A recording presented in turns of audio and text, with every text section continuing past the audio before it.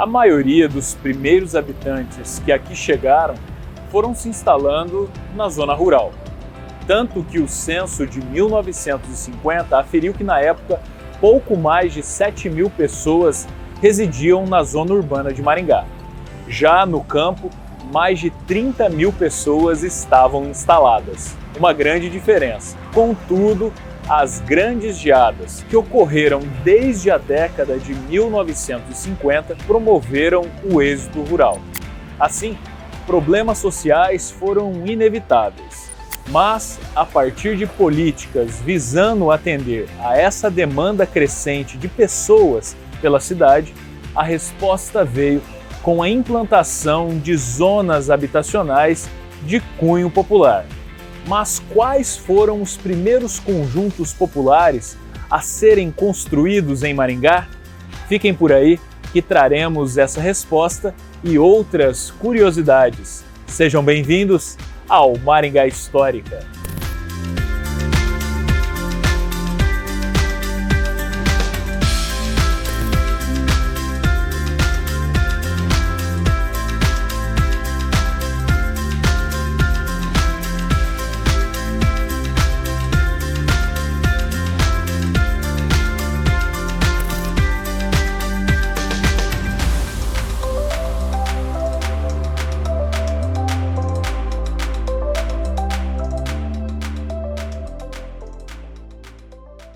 Por conta da delicada situação econômica do campo e sem investimentos permanentes para facilitar o acesso a moradias no meio urbano, ocupações irregulares foram se alastrando por Maringá no início da década de 1960.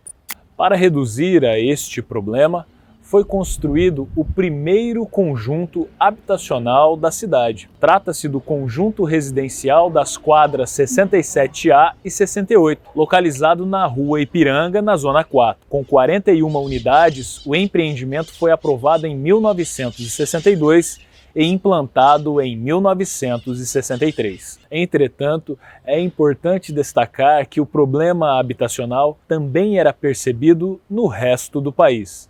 Não somente devido ao crescimento populacional, mas também motivado pela migração de pessoas para os grandes centros, devido à oferta de trabalho gerada pelo processo de industrialização. A fim de resolver ou pelo menos minimizar este impacto, foi criado o Sistema Financeiro de Habitação em agosto de 1964. A partir de então, coube ao governo federal a atribuição de formular uma política nacional e coordenar ações para estimular a construção e o financiamento de habitações de interesse social. A execução dessa estratégia ficou a cargo do Banco Nacional da Habitação, o BNH, criado no mesmo período. Nessa mesma linha, o governo do estado instituiu a Companhia de Habitação do Paraná, a Coapar, em maio de 1965. O Fundo de Garantia por Tempo de Serviço, o famoso FGTS, surgiu em 1966 e coube ao BNH gerir este fundo, passando a constituí-lo como sua principal fonte de recursos para o financiamento de conjuntos populares pelo país. Na sequência, foi autorizado o funcionamento de associações de poupança e empréstimo, instituindo cédulas hipotecárias, importantes fontes de recursos do sistema financeiro de habitação. Surgiram ainda as cooperativas habitacionais. Desta forma, a própria população poderia contribuir para efetivar as políticas instituídas em âmbito nacional. Esses movimentos gerariam um grande impacto, claro, para Maringá. De 1964 até 1975, o governo federal financiou a construção de mais de 1.200.000 moradias. De 1975 a 1979, a meta é financiar mais 1 milhão. Com os aperfeiçoamentos que vêm sendo introduzidos no sistema financeiro da habitação, você poderá comprar a sua casa própria com maior facilidade. Os juros são menores, o prazo maior e sua renda familiar não será muito comprometida com a compra de sua casa. Este é um país que vai para frente.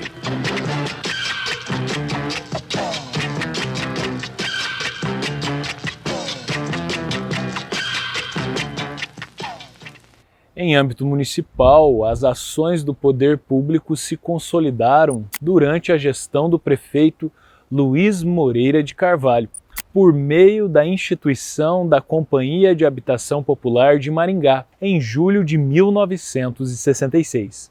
Foi naquele contexto que foram construídos diversos conjuntos habitacionais localizados na Vila Morangueira, atual Zona 23, onde estamos neste momento.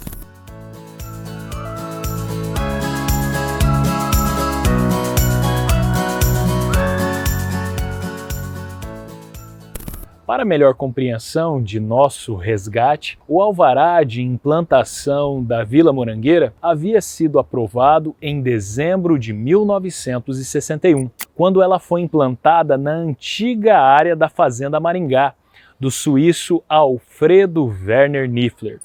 O bairro tinha excelente localização, o que era muito apropriado para a implantação de conjuntos habitacionais. Localizado próximo à Avenida Colombo, à época já asfaltada, também está perto da antiga zona industrial da cidade, onde estavam instaladas empresas como a Sambra, a Serraria Slaviero, Santista Alimentos, o Polo de Combustíveis, entre outras. O município de Maringá celebrou convênio com a Coapar e o BNH para a construção de casas populares nessa região. Mais de 70 mil metros quadrados foram doados para essa finalidade. Desse modo, a Coapar implantou 7 conjuntos habitacionais na Vila Morangueira. Com o nome, à época, de Conjunto Residencial de Maringá, continha ao todo 312 casas populares. Para possibilitar o acesso aos lotes dos 7 conjuntos, foram criadas 13 travessas que cortaram as quadras originais, as quais foram denominadas de pedestre. Foi somente em novembro de 1984 que todas elas tiveram suas denominações alteradas para nomes de cidades brasileiras.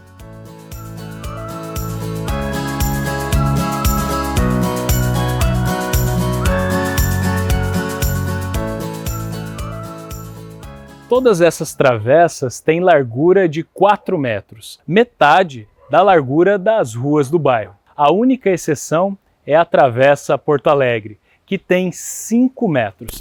As calçadas também são estreitas, com largura variando de 60 centímetros a 2 metros. Somente em um dos 7 conjuntos há caixa d'água elevada. Ela está localizada entre as travessas Caruaru e Anápolis. Sua construção foi feita com recursos do município, como parte do convênio com o Estado e com a União. A inauguração do primeiro dos 7 conjuntos aconteceu em maio de 1967.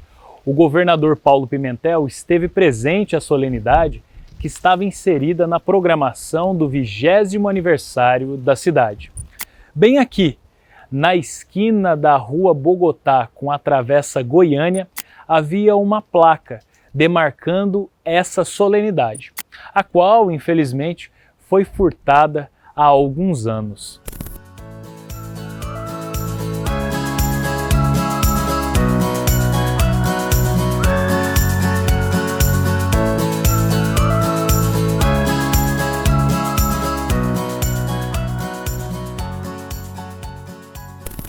Em 1968, foi construído o 8º conjunto habitacional na região. Trata-se do Conjunto Residencial Planalto, um empreendimento privado da construtora e imobiliária Castor S.A. Com 46 casas localizadas na Zona 7, região vizinha à Vila Morangueira, o conjunto residencial ocupa parte da área do atual Jardim Castor. Muitas das casas destes conjuntos habitacionais foram melhoradas, ampliadas e modificadas com o passar dos anos. Caminhar por essas ruas mais estreitas chama bastante atenção, devido à sua diferença em relação às demais no entorno deste bairro. Você conhecia essas histórias? Se você gostou, curta, comente, compartilhe e se inscreva em nosso canal do YouTube. Toda semana, uma informação nova sobre o nosso passado. A história em tudo que vemos. Um abraço e até a próxima!